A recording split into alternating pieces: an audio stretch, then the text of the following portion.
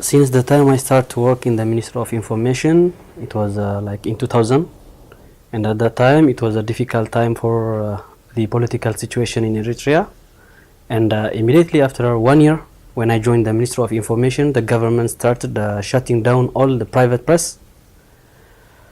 From that moment, it was not a good environment for any journalist.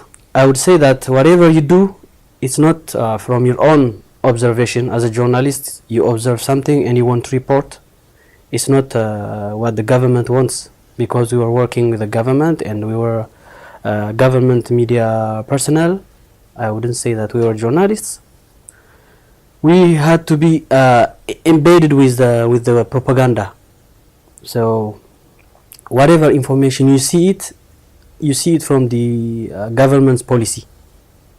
So we learn to censor ourselves, and whatever we report, whatever we write, we always are conscious of this policy, because anybody who defies this policy, we know where he will end up.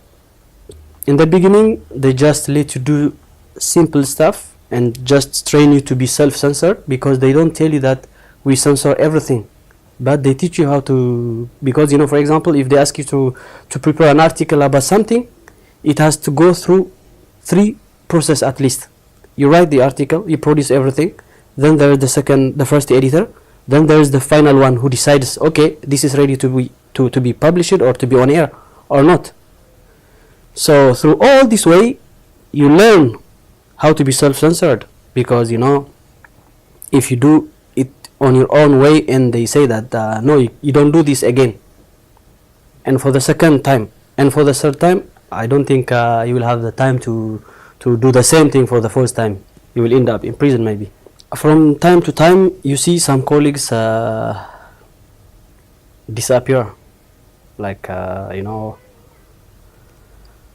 today you ask, okay, where is Mr. Like, for example, give a name, Mr. X, and they say that we don't know. And the next day, somebody goes, where is he? We don't know. It continues for years, and especially after 2006, a lot of young people like me, young graduates, they were taken to prison, and none of them had a chance to come back again. So from this time, I felt like me too, I could end up in prison one day without knowing what I did. It was unbearable for me to stay in the country and continue work as a journalist or as a propaganda personnel for the government. So I decided to leave my country. Like all young Eritreans, I had to cross the border to Ethiopia. Thousands of Eritreans crossed the border to Ethiopia, to Sudan, because in Eritrea nobody is allowed to have a passport.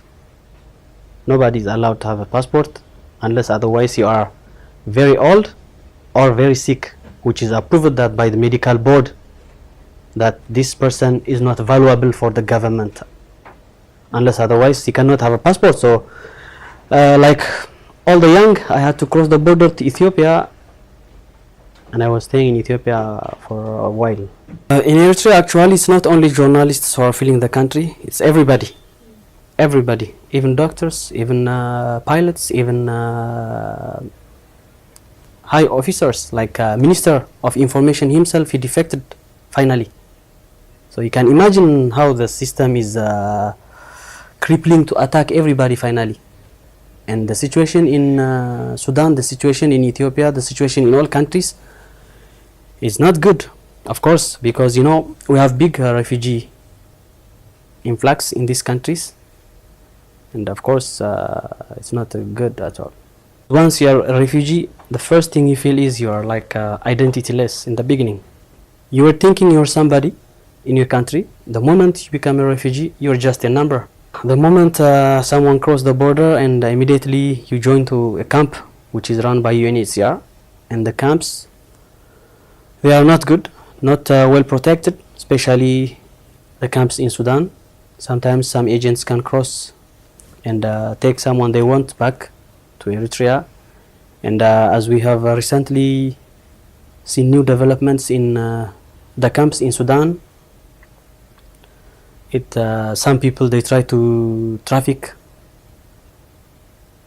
some people and try to ask for ransom by taking hostages. So the camps, they are not safe at all.